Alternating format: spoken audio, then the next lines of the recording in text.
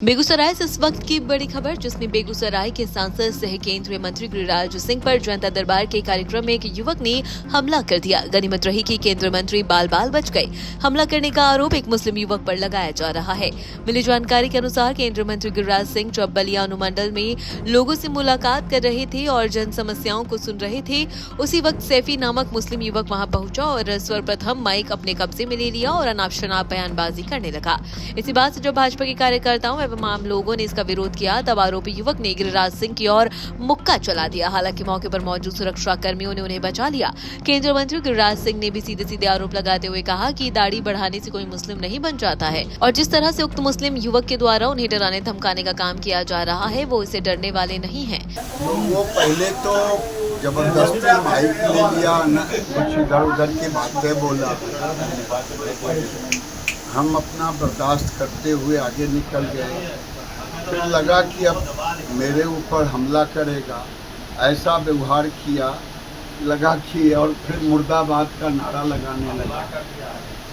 तो दुर्भाग्य ये है कि उसको दाढ़ी होने के कारण आज तेजस्वी यादव भी उसके तरफ से खड़े हो जाए, अखिलेश यादव भी उसके लिए वोट के लिए खड़े हो जाए। लेकिन गिरिराज सिंह ऐसे चीज़ों से डरता नहीं है और मैं लखमीनिया, बलिया, बेगूसराय या देश में जो भी सांप्रदायिक सौहार्द को बिगाड़ना चाहेगा उसके खिलाफ हमारी आवाज़ उठती है।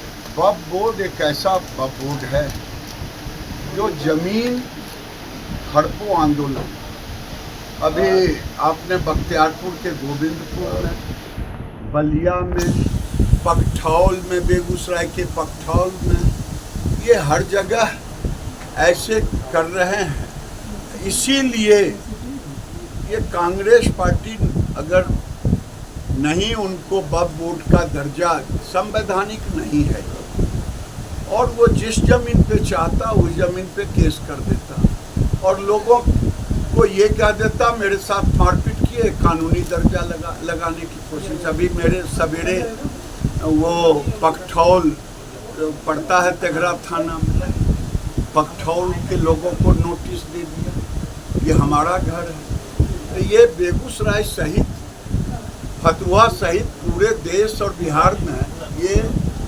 अभियान चल रहा है, जिसे हम सफल नहीं होने। कोशिश तो ये करते ही रहते हैं, क्योंकि देश में जहाँ भी कभी सांप्रदायिक तनाव बिगड़ता है तो हिंदुओं की तरफ से नहीं, मुसलमानों की तरफ से। मैं कहता हूँ तथाकथित आज़ादी के बाद से एक भी तजिया पर कभी हिंदुओं ने पत्थर नहीं फेंका, लेकिन हिंदुओं के हनुमान जयंती, बलिया में दुर्गा मूर्ति के विसर्जन कार्यक्रम में बाधा डाला। इसी तरह से कभी रामनवमी में, चाहे नालंदा हो, गोपालगंज हो, पूरे देश में बरेली हो, ये पूरे देश में ऐसे काम वो किया करते हैं। और राजनीतिक पार्टी के कुछ लोग जो वोट के सौदागर हैं और मुसलमानों की वोट के हकदार अपने को मानते हैं, चाहे राहुल गांधी हो, चाहे तेजस्वी यादव हो, चाहे अखिलेश यादव, ये उनके आगे खड़े होते हैं उनको बचाने के लिए। लेकिन अब समय आ गया है कि योगी जी ने सही कहा, अगर बटोगे तो कटोगे। अब हिंदुओं को भी अब एक होना पड़ेगा।